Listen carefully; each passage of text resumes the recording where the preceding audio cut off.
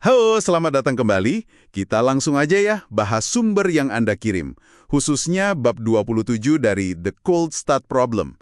Ini topiknya menarik banget, soal Eternal September dan hubungannya sama Usenet yang katanya dulu sempat besar terus hilang. Betul.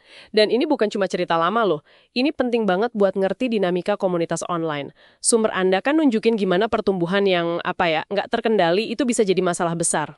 Iya, kadang kita mikir ya, kok bisa sih komunitas online yang tadinya seru, lama-lama jadi nggak enak atau malah bubar gitu aja. Bab ini kayaknya kasih contoh klasik dari awal mula internet, tapi pelajarannya relevan banget sampai sekarang. Tepat, kisah Usenet ini nunjukin soal dinamika sosial dalam jaringan. Masalah muncul pas jaringan tumbuh cepat banget, tapi norma komunitasnya malah, runtuh. Nah, fenomena ini yang disebut Eternal September. Nanti kita lihat kaitannya sama platform yang Anda pakai sehari-hari. Oke, mari kita bedah. Usenet ini apa sih sebenarnya?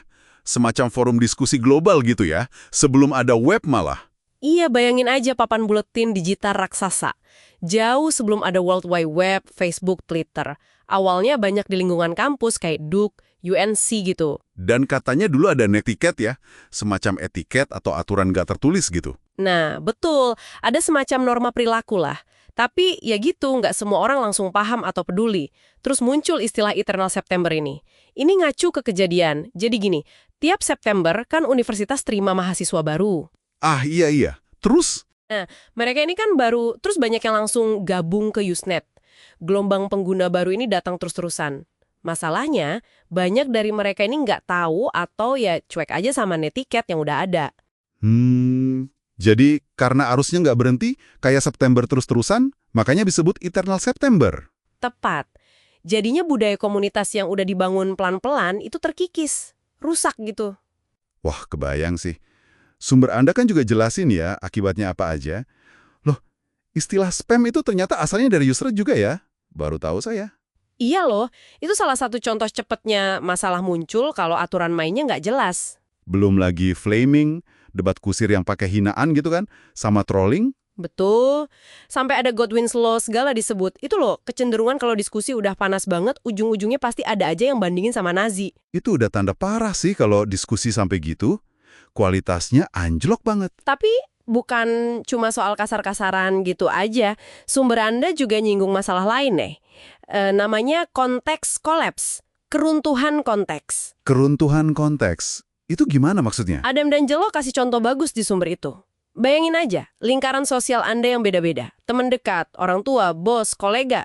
Semua ada di satu platform. Oke, terus? Nah, Anda jadi ragu kan mau posting apa adanya? Khawatir postingan Anda disalahartikan sama salah satu grup, jadi nggak otentik lagi. Ah iya, jadi serba salah gitu ya. Mau ngomong A, takut grup B tersinggung, ngomong B, takut grup C salah paham. Nah itu dia, ini masalah besar buat kreator konten, atau ya siapa aja sih yang mau aktif di platform itu? Dan sumbernya bilang ini nggak cuma di medsos ya, bisa juga di Craigslist, Slack, bahkan Airbnb. Betul. Intinya, kalau terlalu banyak grup dengan harapan dan norma beda-beda ngumpul di satu tempat tanpa sekat yang jelas, budaya aslinya bisa hilang, luntur gitu. Terus, kenapa Usenet nggak bisa ngatasin ini semua? Kok bisa sampai jatuh gitu? Nah, menurut sumber Anda, ironisnya justru karena sifatnya yang terdesentralisasi dan open source.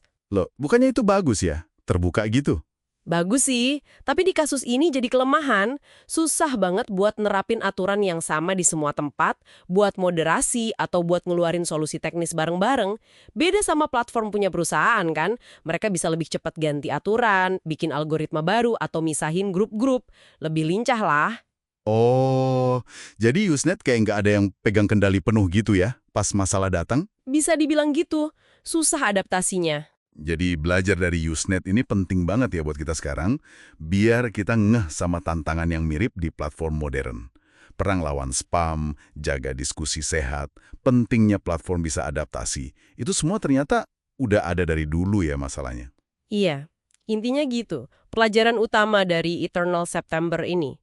Pertumbuhan yang meledak, kalau nggak ada pengelolaan komunitas yang kuat, nggak ada mekanisme adaptasi, plus ditambah keruntuhan konteks tadi, wah itu bisa bahaya banget buat jaringan. Ini bukan cuma soal teknis loh, tapi masalah sosial skala besar di dunia digital kita. Jadi buat Anda yang dengerin, ini artinya ekosistem online itu rapuh ya. Nggak cukup platform cuma mikirin nambah pengguna. Harus mikirin juga gimana caranya biar interaksi di dalamnya itu tetap sehat, tetap nyaman buat semua. Dinamika sosialnya itu penting banget. Nah, sebagai penutup nih, coba Anda renungkan deh. Di komunitas online yang Anda ikuti sekarang, ada nggak sih tanda-tanda Eternal September atau keruntuhan konteks itu? Kira-kira apa ya yang bikin satu platform bisa sukses ngelola ini, sementara yang lain gagal? Seberapa besar peran desain platformnya, dan seberapa besar peran Anda sebagai pengguna buat ikut jaga komunitas itu tetap sehat?